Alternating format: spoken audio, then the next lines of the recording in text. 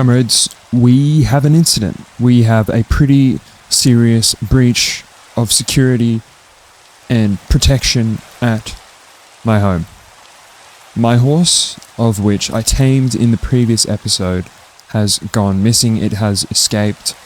I repeat once again that my horse has escaped. The incident has been graded as level 4, which is the highest incident of its kind, and has quite serious ramifications for the very fate of the base. And Nietzsche was just fighting a skeleton a couple of moments ago, so his health is low. I'm going to try and get him back safely. Actually, you know what, we'll take this. Oh, he did it, he succeeded. Then we have the proof. I'm going to kill this sheep. You may have that mutton, sir. This is yours, you've worked hard, you deserve it. Okay, get the wool. Yeah, I've been on the prowl for a good 5-10 minutes now, looking for the horse. I realized, there's no horse there, and I knew why. It's because I didn't adequately safeguard the fence that I'd put up. There was merely trapdoors, the spruce trapdoors, which I thought a horse could not circumvent or... Okay, forget about it. Well, we're back. We're back. That's great. Okay, forget about it. I'm going to cancel the incident, but we're going to take some learnings away from this event, because that was almost catastrophic. And you, my friend, have caused quite a bit of anxiety today. Why do you feel slower than you did before? That's strange. Oh, alright. Well, I'm happy that I have my horse back. I was thinking that I was going to have to abandon it altogether and go and get a new horse. Actually, why did I do that? My base is back in this direction. But now it's kind of difficult because I don't think I'll make it over again. There. Did it. Never in doubt. Alright, how do I get there? Here. And we're back. Yeah, so that was a bit of a disappointment. It really can just walk right over it without a care in the world. I did see it do it live in action, though. I was hoping that might have been like a bug or something that isn't easily replicated, but it seems like it can just walk over, which it's doing right now. I want to still keep it in here. What I just need is a leash. And yeah, can you not push against me so much? No. Okay, you can't get out there. That's good. And I'm going to do this and do that. Now I do need a leash, which I think is not too difficult to obtain. Need is string. What is that doing there? It's going to annoy me. I need string and a slime ball from memory. Nietzsche, come inside. It's wet out there. Dry yourself. Where are you, my friend? There you are. Yeah, thank you for bearing with me there, viewer, as I combed through the wilderness in search of my horse. I really couldn't find it, but I'm glad I got there in the end. And to be honest, I'm thinking that I don't even want that horse anymore if it's just going to walk off on me like that. Maybe I will go and find a new one. No, I wouldn't do that. I'm not that cruel. I'm going to keep it. What is that doing in here? Oh, from there. Okay. I was going to say, well, I brought the leaves in with me. I'm going to destroy that because it just looks so out of place. I tried to have like a hanging sort of plant. You can see it's like attached to a chain at the top, but it really doesn't look good. Alright, getting back to business. Yeah, I'm looking to try and kill the witch while I was out there. A bunch of other stuff. I think it's something like this, more or less. What is it? It's like a lead. Actually, that's the term that I'm looking for. I just need a few more. Yeah, and once I have this, then it'll give me the ability to tie up my horsey. And things will be fantastic, and I won't have to barricade it in there like I had. And whether it's a thunderstorm, determine if I can sleep. It might just be a rain shower. It's just a rain shower. Frustratingly. And I think Nietzsche's still out here, but happy for him because he's keeping guard wherever he is. There you are. If there are Americans in the audience and you might be familiar with Nietzsche, the philosopher version, not my dog, more or less, that's not entirely the pronunciation of his name, Nietzsche. that Americans use. They're more inclined to say Nietzsche, but I think Nietzsche is generally the accepted word, so I use Nietzsche. And I'm going to continue to refer to him as Nietzsche and not Nietzsche.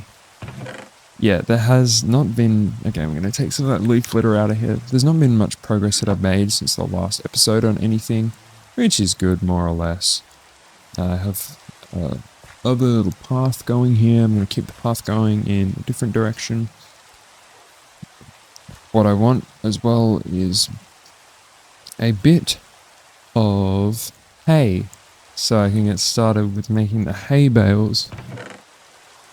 But that is not going to be able to be achieved immediately. As you will be aware, I'm waiting for my hay to come in to finally finish cultivation and the growth of that plant, my crops. This, yes, is looking good. There it is over there. Those potatoes are ready. Yeah, I think I'm going to get some levels. That's what I'm going to do. I'm going to go craft up some armor. The strongest armor that I can craft. If you don't know what that is, it's a reference to the Minecraft. The original trailer for the game that featured on the website for quite a long time, back in like 2011 and 2012. It's no longer featured, but it still has a very special place in our heart. It's the one that was created by Variety, if people know who that name is, and I would recommend you look it up. Look up that channel on the internet, because there are some really fascinating, interesting videos from like quite a generation ago as far as Minecraft is concerned. And they made a lot of the trailers and informational videos connected to the game for a period that became very popular, and they were beloved videos, including, of course, the one that includes the actual trailer itself with a guy who has an Irish accent. His name was AtGod. If memory serves me correctly, and I think it does, that guy's name was AtGod, his in-game name at least, and he did a lot of the voiceovers for the Variety channel. He has a very distinctive Irish accent. It's difficult to miss. And in that trailer, which I can basically recite off by heart, I'm not going to do it now, I wouldn't make you sit through that. And in that trailer he says, protect yourself with the strongest armor that you can craft to fight off the dangers of the night.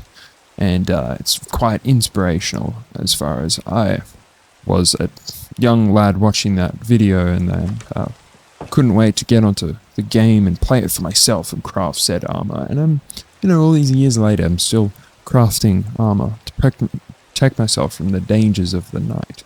Now I have one hay bale, great success, and I'm going to use the last pieces of iron. Actually, I just pull it off the shelf here. Those boots, what are they doing? They're falling. I don't think they're going to last very long. That chain helmet's definitely not going to last very long. Gold helmet. No, I don't want to wear my crown.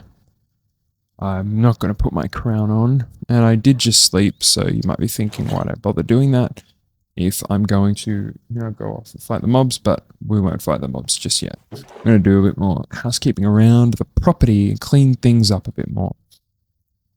And actually, while I'm at it, I'm also going to get started on the windows in my actual house itself, which is something that I've been meaning to do, but yeah, I haven't gotten around to it.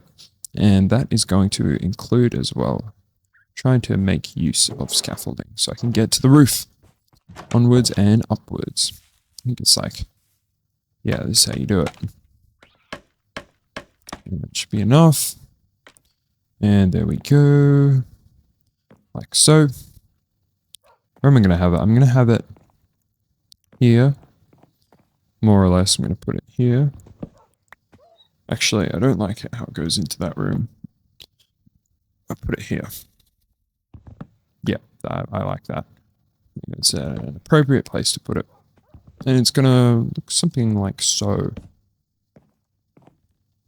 Oh, wait, the chimney is in the way. I'll move the chimney over one, which I've been wanting to do anyway. But I'll come back to that in a moment. Here we go. Yeah, really basic. Not going to set the world on fire, that's for sure. Just something that will give it a little lift. Let's see if I have more bricks in the chest, in fact. And also make some slabs, because that is necessary. And I'm also wanting to make use of the oak to get trapdoors, to create the illusion of having windowsills connected to the top. And yeah, it was these that I'm also looking for. There we go. And I'll need more stairs while I'm at it. Oh, I already have those in my inventory. And we are ready to continue with making the windows. I think I'm going to put 3 or 4. I'll put a couple just around, just to make the roof a bit more interesting compared to what it does at the moment. Not to say that it's boring, but you know, you can always make things look better if you choose to apply yourself, as I like to do in this world. And then we go like this. And that is roof number 1. Oh, window number 1, sorry, for the only roof that I have. I'm going to see how that looks. Yeah, doesn't look terrible. Doesn't look terrible. Maybe I'll just do 1 on that side. Definitely going to put 1 here. In fact, I might put 2 here. Yeah, I'm feeling a bit adventurous. I'll just put 1, I'll put 2, and I'll make them a bit smaller as well. So there is less of a large room. And actually, Nietzsche, you're kind of standing in the way, young man. I'm going to do it like this. Nietzsche, yeah, I'm just going to push you down. You've interfered with this build 1 last time. There we go. More or less, doesn't look terrible. Probably look a bit better. I'm going to see what happens if I do like this. And then like so. Put that on top. No, I liked it. I liked it how it was before. Yeah, sometimes you just have to play around with the design of these things and see what catches your eye the most. And on this occasion, it's been something more akin to that. And then I'm going to recreate the same thing. Have it as symmetrical as I can, though symmetry is probably not the most important thing here. Maybe I'll put it here. Yeah, that looks fine to me. Yeah, symmetry, you can't always get it precisely accurate by way of getting the symmetry right. Particularly when you have these like designs that you don't plan out to the absolute degree and level of attention where you're thinking about every single block. That's not what I've done with this build here. And so that's why I'm encountering this lack of precision as far as getting the symmetry correct. And I'm going to make more trapdoors as I've run out of those.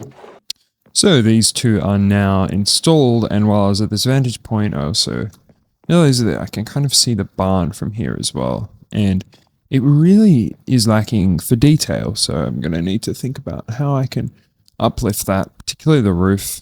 I had spoken about roofs earlier on this channel, and considering them as part of a build, and they can very quickly be boring if you don't think deeply enough about how to make things interesting and introduce details where they might be appropriate. Oh, and this is also the perfect time to destroy this because it is, yeah, quite annoying. It dropped a sapling, that's funny. Yeah. With a barn, it's probably a bit more difficult because it's less like a physical build structure that I'm going to be inhabiting, and something that's a bit more disparate and lacks the attention to detail that you'd find with a house. But I'm nevertheless going to need to find some way to make it look interesting so it's not so bland. And I was thinking hay bales would be a good opportunity, a good thing to consider. And Nietzsche, you're up here in a kind of precarious position. I wouldn't want you to fall off, young man, so I'm gonna just let you hopefully work that out for yourself and take care not to do anything too rash. And Nietzsche, you're either in the way or you're precariously close to the edge. Two things of which I'm trying not to have you fall off. Should have made you sit. You're a naughty boy. You shouldn't be up here, risking your life like that. Only a trained professional as myself is able to navigate these dangers. And I still, don't have a name for the horse, which I should think about. I was considering maybe I should just call all my animals like after philosophers now that I've kind of gone along this theme of calling my dog Nietzsche, which is just really like the strangest thing to do. But I think the referencing would be too niche, and a lot of people coming to the channel would probably be turned away when they're like, why is this guy's dog called this like obscure German philosopher that few people have heard of? Not that Nietzsche's a philosopher few people have heard of, but unless you're like invested or somehow engaged with the philosophical community and schools of thought, then it's really going to be quite from left field. And more or less, I'm probably not inclined to continue disparaging the reputations of these people who once lived and are no longer alive merely by naming animals in a block game after them. And I didn't actually realize that this was a thing. And this is like this awkward part here where there's a gaping hole in my roof where the fireplace is. I don't know whether I should do something about it. In fact, I'm going to see what I was planning to do earlier is look into my chest whether I have more bricks, and it doesn't look like I do. Anyway, yeah, this is going to be the night. This is the night where I go out there and I slay mobs. And I think I'm going to do it without my dogs just to ensure that nothing bad happens while I'm out there, because I would not be able to forgive myself if we lost Nietzsche in the heart of the battle. He copped a stray arrow to the skull, to the temple. It's quite gruesome. Yeah, there's going to be a bit of a fray. There'll be a bit of a back and forth between me and the mobs. And it's going to be down to me to... actually, I'm going to also try and top up my food. I'm going to get better food as well than the baked potato. As much as the baked potato has served me very well. Actually, do I have better food? I don't think I do. That's a that's a shame. I didn't realize. I'm going to cook this. Take this opportunity. There, you can sit in there, Nietzsche. You can sit in there. Kitchen, they'll probably forget about you entirely. That's all right. Yeah, that's a kind of random place to put a dog. But hopefully I'll remember where he is for next time. Horse armor away. Left the door open. Probably not the wisest decision. A creeper could have come in there. I mean, seriously, if a creeper enters my house and blows up, and yep, there's a creeper there. Creeper comes anywhere near my base and blows up again, I'm going to be furious. I'm going to freak out publicly. And I want to get to the plains biome, which is not really in that direction. It's more so over here. I think it's over here. I always seem to like lose my way around here. I need to like leave up or post some signs around certain places so that I know where to go. Do a swim across the river. This truly is the Nile River. It's the source of life. The Egyptians believed that the Nile was absolutely central to their way of living, their way of life, their economy. They were fascinated by it. They had gods that centered around the Nile. If you don't know where the Nile is, it's basically this large river that stretches down from Lower Egypt down to Upper Egypt. And those terms you might be thinking, how does a river stretch from down to up? And that is the interesting geography of how the ancient Egyptians considered their land to lie. And so they referred to, on a map, what would be the upper portion of it as Lower Egypt, and the lower part of it, which you'd see on a map as Upper Egypt, like inverted it. the term that they'd use to designate the actual Egyptian country itself, what they refer to themselves as, is Kemet, which roughly translates to, from what I've read, as black land. And you might be asking, why is it black? It's kind of a strange way to refer to your country as, and it's a strange color to use. It's black because they're referring to the soil around the Nile, which is a darker color than the soil found further from the source of water. Not having a very good time. These mobs. Oh boy, getting a bit close here. I'm going to make leave in this direction. And you never want to get double teamed by a creeper and a skeleton, as they work well together. They play off each other. Skeletons firing the projectiles from the back as the creeper slowly approaches with explosive attitude. But yeah, Kemet, an interesting way to call the Egyptian country, and it's not used anymore, of course, we say Egypt. Soil around the Nile River that would be hydrated by the Nile itself, and it would make it black. And of course, if soil is particularly fertile, then it'll have a darker color than that, which is lighter and drier, and it has that physical appearance. If you've ever, had indoor plants or something, and you've put too much water in it, then the soil will look really dark. Or like plants of any description, after it rains, you can go outside and see how dark the soil is, and that's a reflection of how well hydrated it is. You don't want it overly hydrated, so otherwise it's just flooding, but... Oh, okay. Yeah, I'll let them duke it out.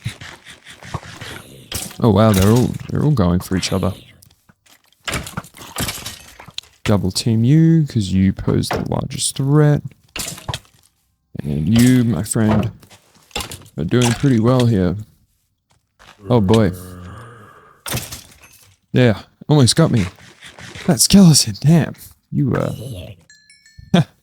working pretty hard there. That's okay, we survived. Made it out on top. And is that a skeleton jockey I see over there? It looks rather likely, doesn't it? Oh, it's only one shot that's required with the power 4 and the flame, so the fire does the rest of the work. There's also an enderman. I think I'm going to take that enderman, or at least try to. There's a tree there that I can use to...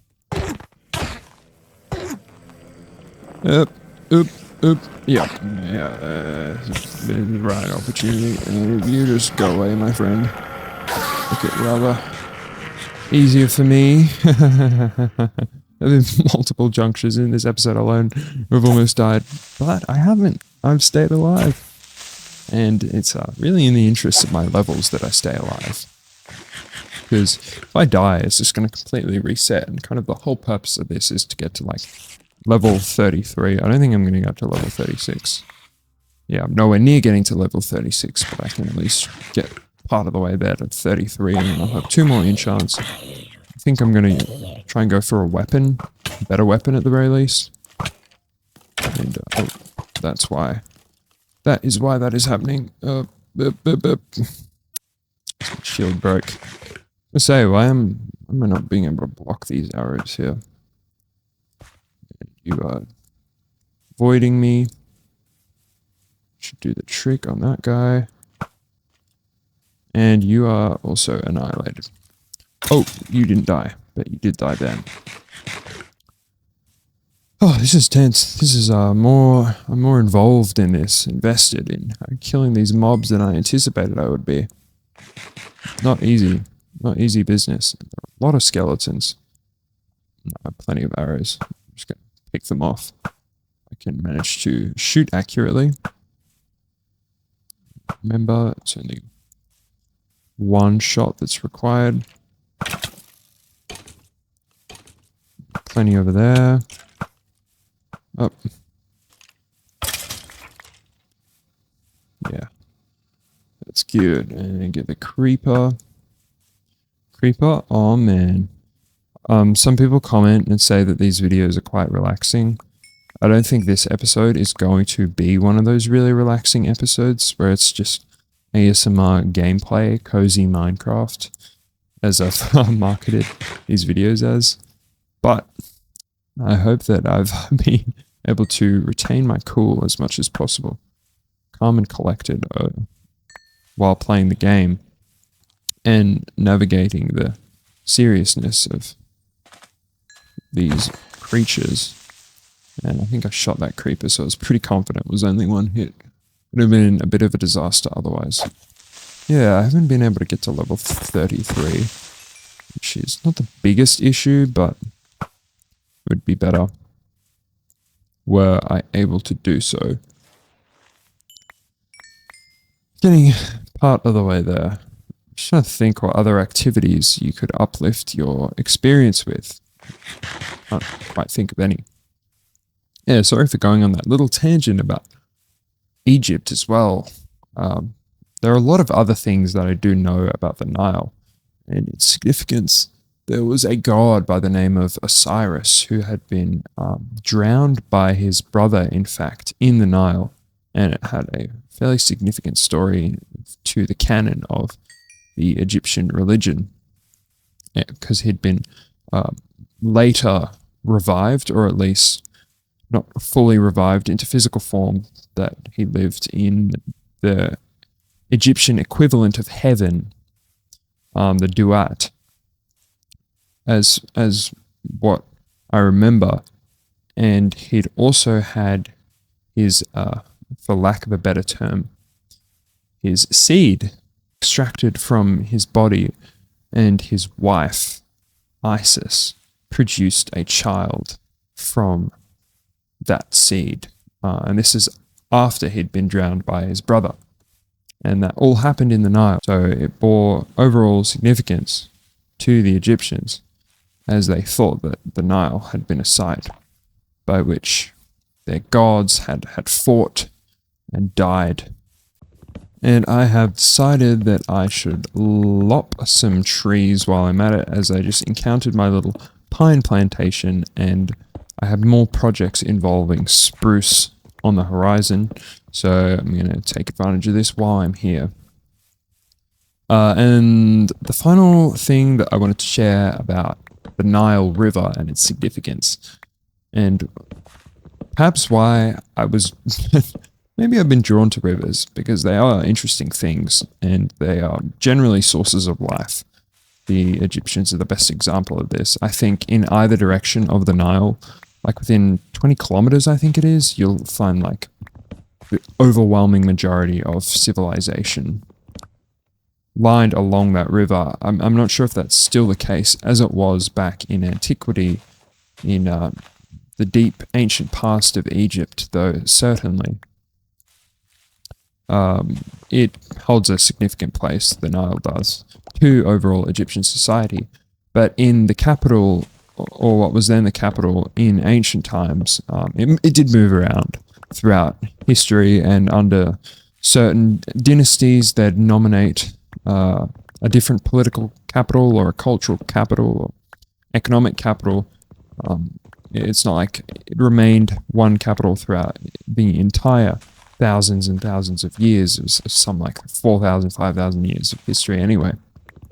But there's one city called Thebes that was one of the more preeminent capitals, and it remained so even as government changed and different pharaohs rose.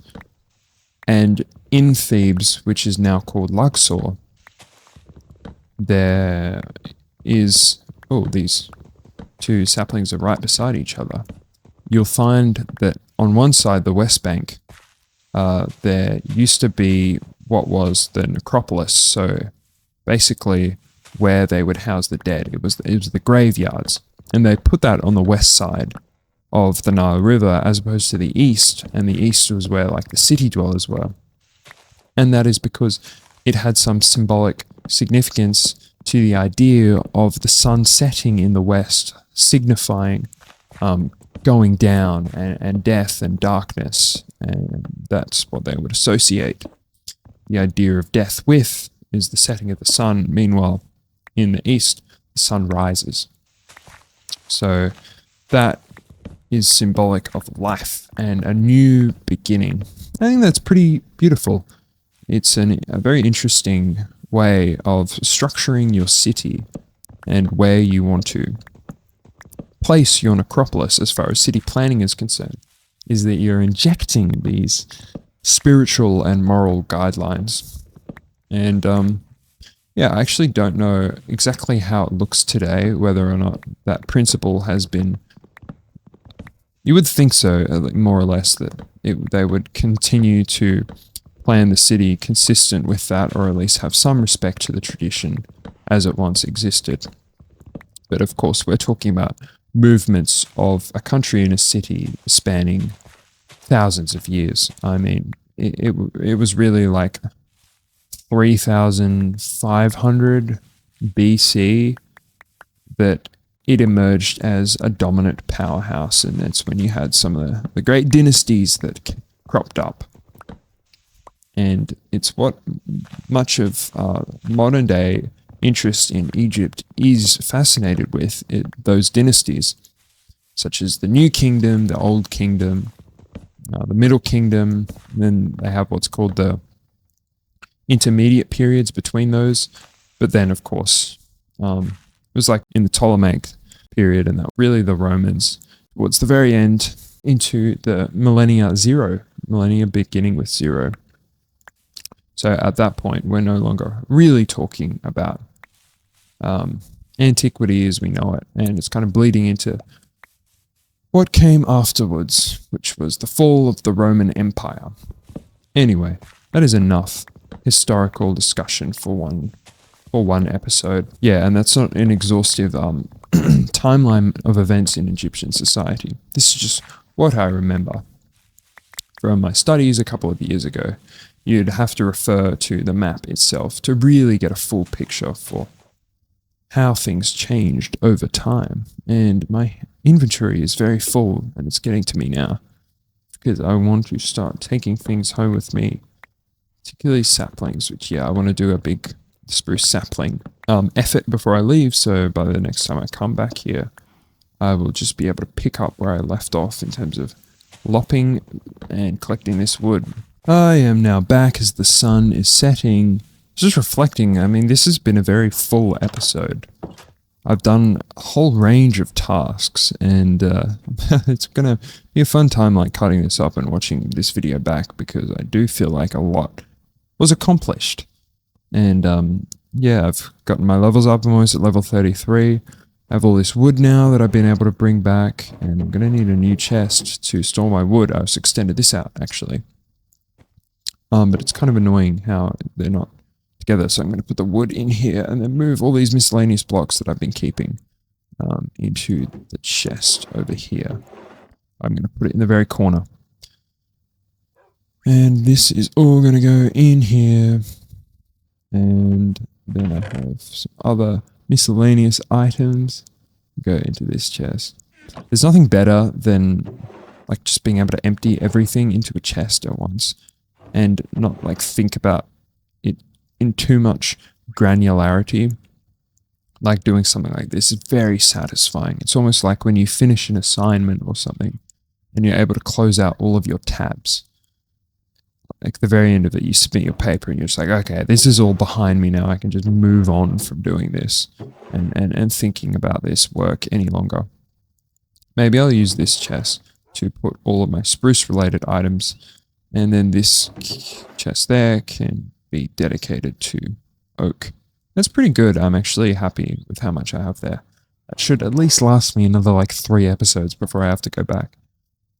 You'd rather have more of an abundance than too little and constantly be having to scavenge and preserve what remaining resources you have left. And actually I'm going to make Nietzsche unsit, because I know that he's probably feeling very lonely in here looking out the window. He's like, I'm behind you, buddy. You're watching out there for waiting for me to come back. Are you okay? Oh boy, he's got his head trapped in the pantry. How's he done that? No. Okay, he's alright. He's in one piece. I think he's not talking to me. I'm getting the silent treatment from him. Because I left him while I did his favorite activity, which is going out and absolutely destroying mobs, tearing them limb from limb. Also got the steak. That boosted my levels a bit. That's good. Yeah, I think I'm going to call this one to an end. Are you coming out of there? Yeah, he's coming out of there. Thank you all, comrades, for watching. I will see you in the next one.